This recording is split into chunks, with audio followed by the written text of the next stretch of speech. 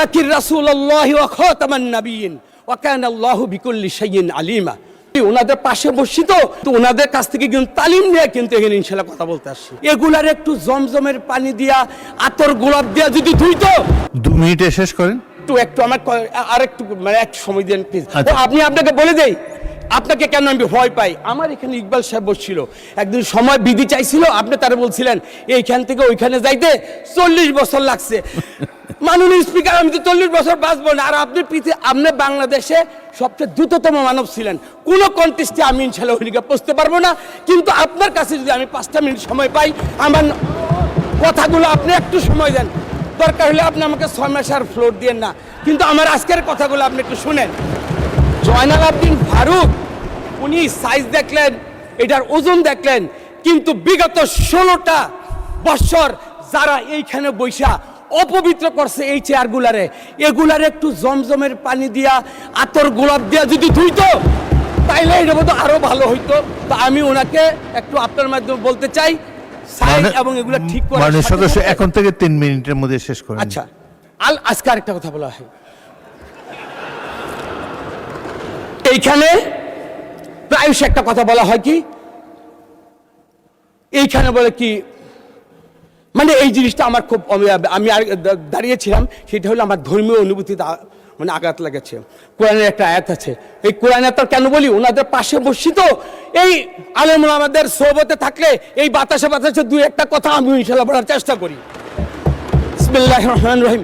ওয়ালাকির রাসূলুল্লাহি ওয়া খাতামান নাবিয়্যিন ওয়া কানা আল্লাহু বিকুল্লি শাইইন আলিমা।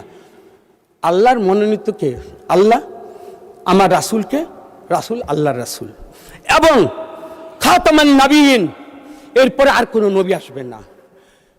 ওয়া কানা আল্লাহু বিকুল্লি শাইইন আলিমা, যে আল্লাহ তাআলা সর্বজ্ঞ, তার মানে আল্লাহ যা বলছেন আমার থেকে এই আকীদাটা নিশ্চয়ই ওনাদের ভালো। আমরা প্রায়শই বলি দুনিয়াবি কাজের জন্য আমরা কি করি, আমরা বলে কোথায় বলে বেহেশতের কথা বলি। আমি যতটুকু আমি জানি রাসূল সাল্লাল্লাহু আলাইহি ওয়াসাল্লাম তার জীবদ্দশায় আশারের মুবাশশারা 10 জনের সংবাদ দিচ্ছেন। বদরের যুদ্ধে যারা নিহত হয়েছেন তাদের ব্যাপারেও একটা কিন্তু সম্যক একটা ধারণা দিয়ে গেছেন। কিন্তু দুনিয়াবি বাংলাদেশের কারণে আমরা তো এরকম কোনো সুসংবাদ পাই নাই যে আমার দল করলে, আমার আদর্শ মধ্যে থাকলে জান্নাতের সুসংবাদ আমরা দিতে পারি। এই কথাগুলো আমি বিজ্ঞ মাননীয় আমাদের এই যে হুজুরদের কাছে আমি জানতে চাই। আর সর্বোপরি বলি, আজকে আমি যেই কথাগুলো বলছি আমি মাওলানা মামুনুল হক সাহেবের সাথে কথা বলে আসছি। আমার আমির মহোদয় উনি জিজ্ঞেস করতে পারেন, আমি নূর হোসেন নুরানির সাথে যে কথাগুলো বললো, এই যদি আমার আদবার বরখেলাপ হয় আমি কিন্তু ওনাদের কাছ থেকে কিন্তু তালিম নিয়ে কিন্তু এখানে ইনশাল্লাহ কথা বলতে আসছি। সুতরাং আমার যে সর্বশেষ কথাটা, আমরা একই পথে আমরা পথ চলতে চাই।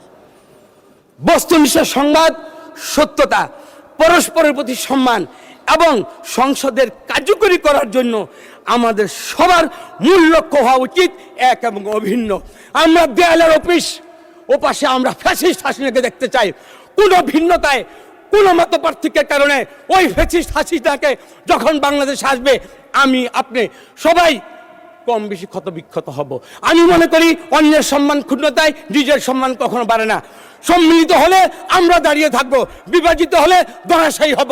2 দিন আগে আমরা, 2 দিন পরে আপনারা। সুতরাং আমরা বাংলাদেশের মানুষ, বাংলাদেশকে নিয়ে বাঁচতে চাই, স্বাধীন সার্বভৌম এই সংসদকে নিয়ে আমরা বাংলাদেশকে আলোকিত বাংলাদেশ করতে চাই। মাননীয় স্পিকার, আপনাকে ধন্যবাদ।